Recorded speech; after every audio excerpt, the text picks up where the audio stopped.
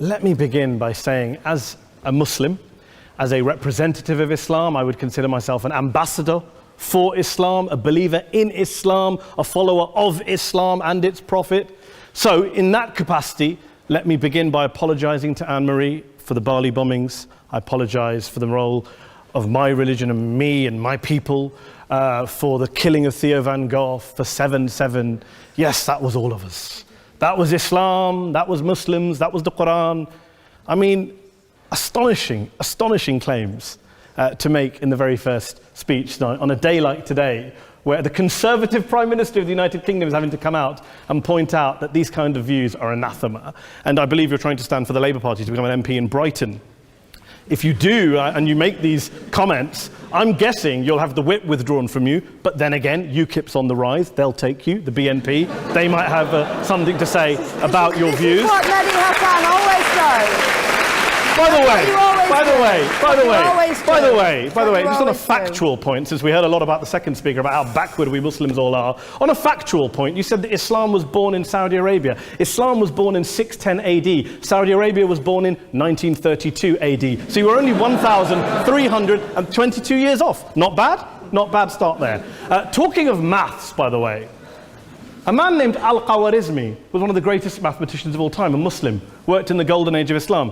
He's the guy who came up with not just algebra, but algorithms. Without algorithms, you wouldn't have laptops. Without laptops, Daniel Johnson tonight wouldn't have been able to print out his speech in which he came to berate us Muslims for holding back the advance and intellectual achievements of the West, which all happened without any contribution from anyone else other than the Judeo-Christian people of Europe. In fact, Daniel David Levering, the author of the Pulitzer Prize-winning historian and author of The Golden Crucible, points out that there would be no Renaissance, there would be no Reformation in Europe without the role played by Ibn Sina and Ibn Rushd and some of the great Muslim theologians, philosophers, scientists in bringing Greek texts to Europe. As for this being our university, I will leave that to the imagination as to who is our and who is there. I studied here too.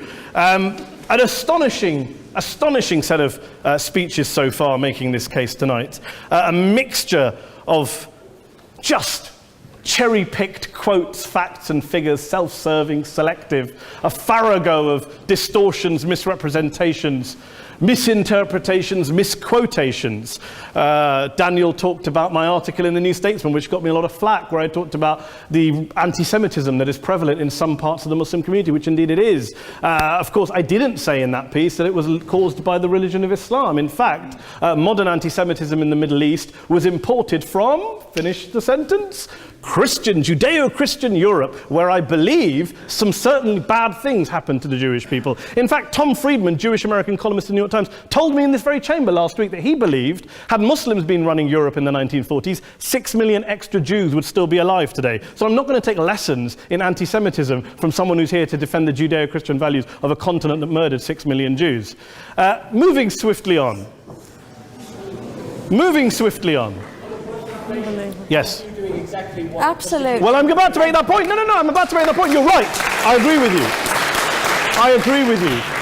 you 110%. That is my point. I don't think Europe is evil or bad. I'm a very proud European. I don't want to judge Europe on that basis, but if we're going to play this gutter game where we pull out the Bali bombing and we pull out examples of anti-Semitism in the Islamic community, then of course I'm going to come back and say, well, hold on. I mean, look, let's be very clear. Daniel here was a last-minute replacement for Douglas Murray, who had to pull out. And Douglas and I have a well-documented differences, but to be fair to Douglas, as to be fair to Anne-Marie and to Peter, atheists. Atheists see all religions as evil, violent, threatening. What the problem I have with Daniel's speech is that Daniel comes here to run this robust defense of Christianity, forgetting that his fellow Christians, people who said they were acting in the name of Jesus, gave us the Crusades, the Spanish Inquisition, the anti-Jewish pogroms, European colonialism in Africa and Asia, the Lord's Resistance Army in Uganda, not to mention countless arson and bomb attacks on abortion clinics in the United States of America to this very day. I would like a little bit of humility from Daniel first before he begins lecturing other communities and other faiths on violence, terror and intolerance. But, no thank you. Some water. But I would say this, to address the gentleman's very valid point here, I'm not going to play that game. I don't actually believe that Christianity is a religion of violence and hate because of what the LRA does in Uganda, or what Crusaders did to Jews and Muslims in Jerusalem when they took back the city in the 12th or 13th or whatever century it was. I believe that Christianity, like Islam, like pretty much every mainstream religion, is based on love and compassion and faith. I do follow a religion in which 113 out of the 114 chapters of the Quran begins by introducing the God of Islam as a God of mercy and compassion. I would not have it any other way. I don't follow a religion which introduces my God to me as a God of war, as some kind of Greek God of wrath, as a God of hate and injustice. Not at all. As Adam pointed out, you go through the Quran and you see the mercy and the love and the justice. And yes, you have verses that refer to warfare and violence. Of course it does. This is not a motion about pacifism. I'm not here to argue that Islam is a pacifistic faith. It is not. Islam allows military action, violence in certain limited contexts. And yes, a minority of Muslims do take it out of that context. But is it religious? We talked about Woolwich. Daniel and Anne-Marie have suggested that it's definitely religion that's behind all of this. Well, actually,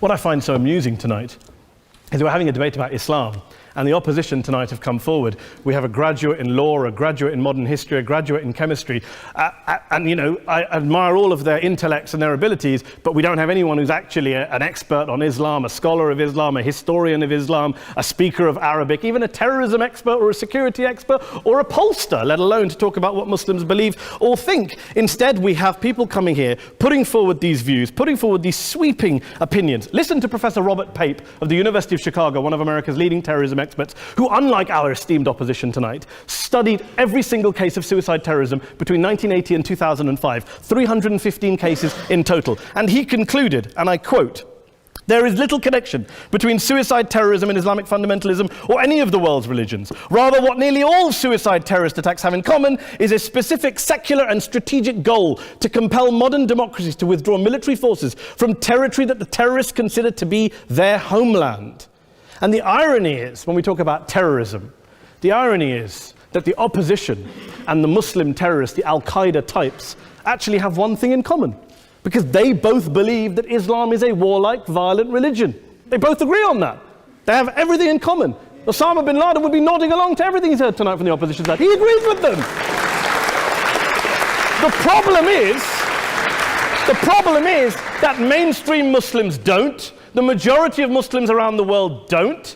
In fact, a gentleman here started quoting all sorts of polls. Gallup carried out the biggest poll of Muslims around the world, of 50,000 Muslims in 35 countries. 93% of Muslims rejected 9/11 and suicide attacks. And of the 7% who didn't, they all, when polled and focus grouped, cited political reasons for their support for violence, not religious reasons. And as for Islamic scholars and what they say, well, Daniel talks about our University of Oxford. We'll go down to Oxford Centre for Islamic Studies, get hold of a man named Sheikh Afifi al-Akiti, who is a massively well-credentialed and well-respected Islamic scholar who has studied across the world, who in the days after 7/7 published a fatwa denouncing terrorism in the name of Islam, calling for the protection of all non-combatants at all times, and describing suicide bombings as an innovation with no basis in Islamic law. Go and listen to Sheikh Tahir al-Qadri, one of Pakistan's most famous Islamic scholars, who published a 600-page fatwa condemning the killing of all innocents and all suicide bombings unconditionally without any ifs or buts.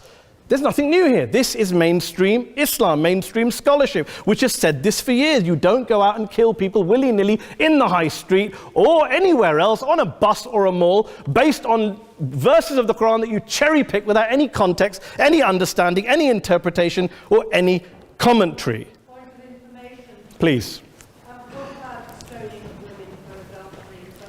Well, it doesn't happen apparently.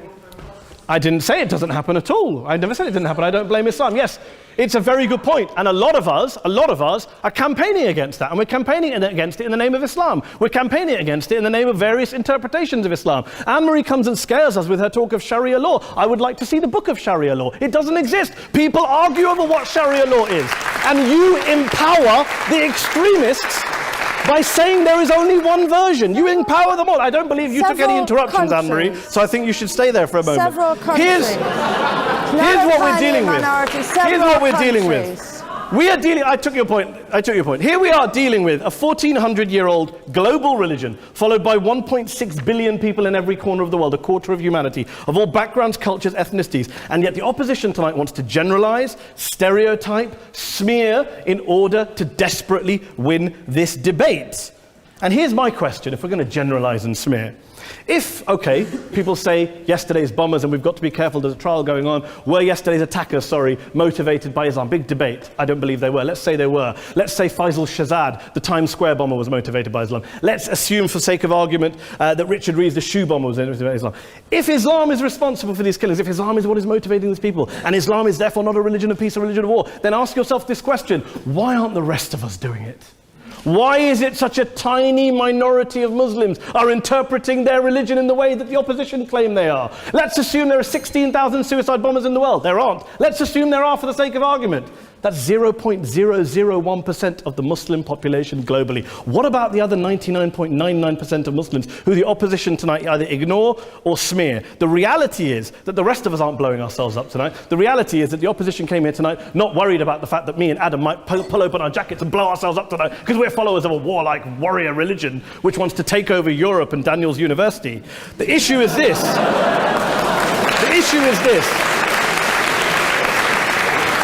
Unless the opposition can tell us tonight, and Peter Atkins is here, one of our great atheist intellectuals, can tell us tonight, can answer this question tonight: why don't the vast majority of Muslims around the world behave as violently and aggressively as a tiny minority of politically motivated extremists? Then they might as well give up and stop pretending they have anything relevant to say about Islam or Muslims as a whole. Ladies and gentlemen, let me just say this to you. Think about what the opposite of this motion is.